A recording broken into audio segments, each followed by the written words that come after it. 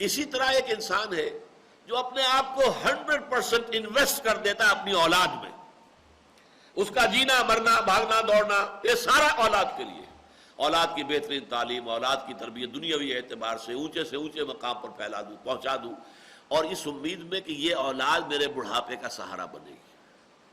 اور ایسا بھی ہوتا ہے کہ یہ اولاد جو ہے بڑھاپے کا سہارا بننے کی بجائے بسا اوقات سوہانے روح بن جاتی ہے۔ واقعات ایسے معاملات دنیا کے اندر ہوتے ہیں۔ ہاں ایک ہستی ایسی ہے کہ اس کے لیے جو کام بھی کرو گے اس کا اجر و ثواب بالکل ری انشورڈ، بالکل پختہ، جس میں کسی شک و شبے کی گنجائش نہیں۔ اولاد تمہیں کیا بدلہ دے دے گی؟ قوم کی خدمت میں لگے رہو گے، قوم تمہیں کیا دے دے گی؟ وطن کی خدمت میں لگے رہو گے، وطن تمہیں کیا دے دے گا؟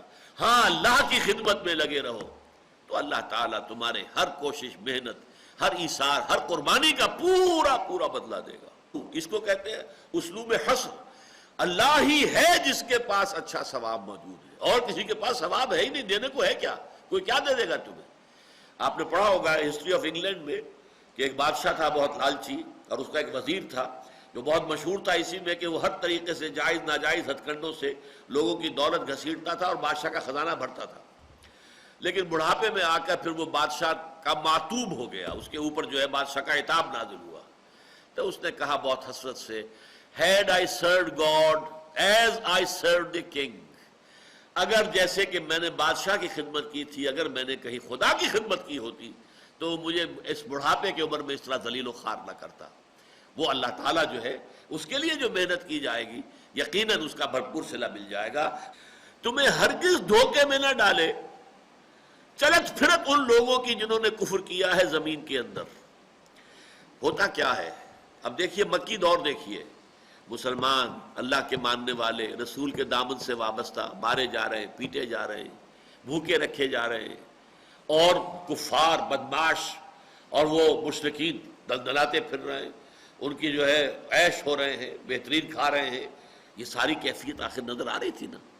پھر ان کے قافلے جا رہے ہیں، آ رہے ہیں، بڑے شان و شوکت کے ساتھ قافلہ گیا ہے، شان و شوکت کے ساتھ آیا ہے، ڈھول بجاتے ہوئے گئے ہیں، ڈھول بجاتے ہوئے آ رہے ہیں، تو دیکھنے والے کے دل پر اس کا ایک اثر ہوتا ہے۔ یہ دنیا میں ہر مرحلے پر جب بھی کوئی تحریک ہوگی، دین کے لیے کام کرنے والوں کو اس نفسیاتی صورتحال سے سابقہ لازماً پیش آئے۔ ان لوگوں کے لیے عیش ہے، ان کے لیے آرام ہے، ان کے لیے دنیا میں ان کے چرچے ہیں، ان کی پذیرائی مل رہی ہے، ان کے لیے جو ہے وہ ریسیپشنز جو ہے ارینج کیے جا رہے ہیں، ان کو سپاس نامے پیش کیے جا رہے ہیں۔ یہ چلت پھرت، یہ عیاب و ذہاب، یہ رونقیں، یہ ان کے اندر جو شان و شوکت کے مظاہر نظر آتے ہیں، اس سے نفسیاتی طور پر جو انسان پر اثر پڑتا ہے اس کا جواب ہے یہ آیت۔ لا یغرنک تقلب الذین کفروا فی البلاد۔ تقلب قلب بدلنا، الٹ پلٹ میں کرنا، تقلب جانا آنا، اس کو ہم کہیں گے چلت پھرت۔ زمین میں ملکوں میں چلت پھرت، کیسے دن دناتے پھر رہے ہیں، کیسے آج یہاں ہیں، کل وہاں ہیں، پرسوں وہاں ہیں۔ ابھی میں چند دن پہلے میں ٹوکیو میں تھا، اس کے بعد پھر میں سول میں تھا، اور پھر میں یہاں آیا تھا، پھر میں نے وہاں کیا ہے، پھر میں پیرس میں تھا۔ آپ کو ایسے لوگ ملیں گے جو بیٹھے ہوئے گفتگو کر رہے ہیں، معلوم ہوتا ہے ان کا ایک پاؤں یہاں ہے، ایک ویسٹ میں ہے، ایک ایسٹ میں ہے تو ایک ویسٹ میں ہے۔ یہ ساری صورتحال، کاروبار ہے، پھیلے ہوئے ہیں، وہاں بھی ہے، یہاں بھی ہے، ہانگ کانگ میں بھی ہے، دبئی میں بھی ہے، اور بھی جگہ پر ہے، پاکستان میں بھی ہے، نہ معلوم کہاں کہاں ہے۔ یہ ساری چلت پھرت جو ہے، تو جو اللہ کے دین کے خادم ہیں، جنہوں نے اپنے آپ کو اس کام میں لگایا ہے، ان کے دل پر اس کا کوئی منفی اثر نہیں پڑنا چاہیے۔ یہ ہے اصل اس آیت کا حاصل۔ لا یغرنک تقلب الذین کفروا فی البلاد، تمہیں دھوکے میں نہ ڈال دے۔ یہ ان کافروں کی دنیا میں ملکوں کے اندر چلت پھرت، عیاب و ذہاب جو ہے، آنا جانا، شان و شوکت، اس کی وجہ سے دھوکہ نہ کھا جانا۔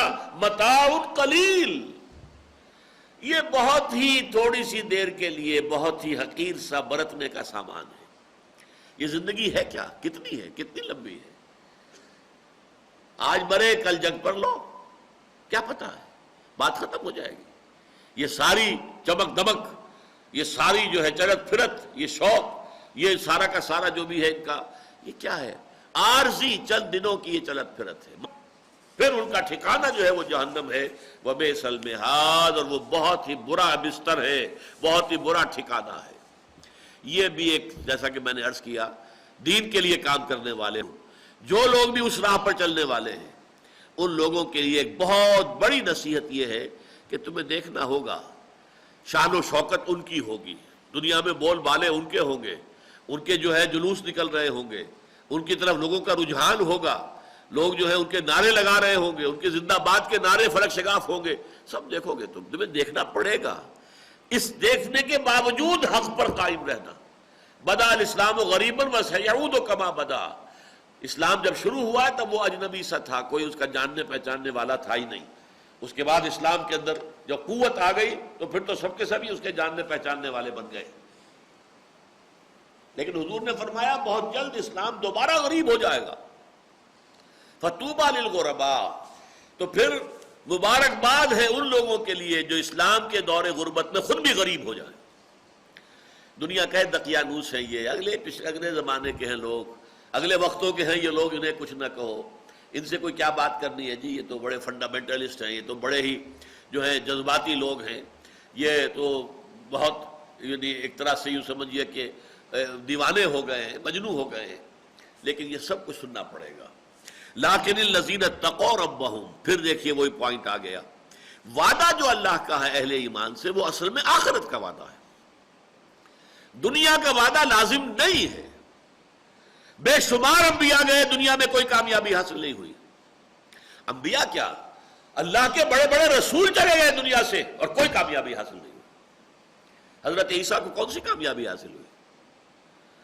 اتنی عظیم شخصیت، عظیم ترین معجزات جن کو دیے گئے، روح اللہ، کلمۃ منہ، اللہ کا خاص کلمہ، اللہ کی خاص روح، ان کا مقام اور مرتبہ ذرا اندازہ کیجئے آپ، کیا کامیابی حاصل ہوئی؟ کچھ بھی نہیں۔ دنیا کی کامیابی کی کوئی گارنٹی نہیں ہے قطعاً۔ جو لوگ اس کو اپنا مقصود بنا لیتے ہیں وہ پھر گھبرا بھی جاتے ہیں، پھر فرسٹریشنز ہوتی ہیں، پھر ناکامی کی وجہ سے ڈپریشن آتی ہے، یہ کیا ہوا، میں کچھ نہیں کر سکا، میں نے اپنی زندگی لگا دی پوری، کچھ حاصل نہیں ہوا۔ اس کے نتیجے میں پھر انسان کے اعصاب جواب دے جاتے ہیں۔ یا یہ پھر ہوگا انسان پھر سوچتا ہے کہ سیدھے راستے سے نہیں ہو رہا، کسی ٹیڑھی انگلیوں سے گھی نکالوں، کوئی بائی ہک اور بائی کروک، جیسے کہ فٹ بالر جو ہے یا ہاکی کھیلنے والا جو ہے وہ اپنی بال کو کیری کرتا ہے، ادھر سے ادھر سے ادھر سے ادھر سے کہیں سے ہو کر نکل جاؤ، کامیابی حاصل ہونی چاہیے۔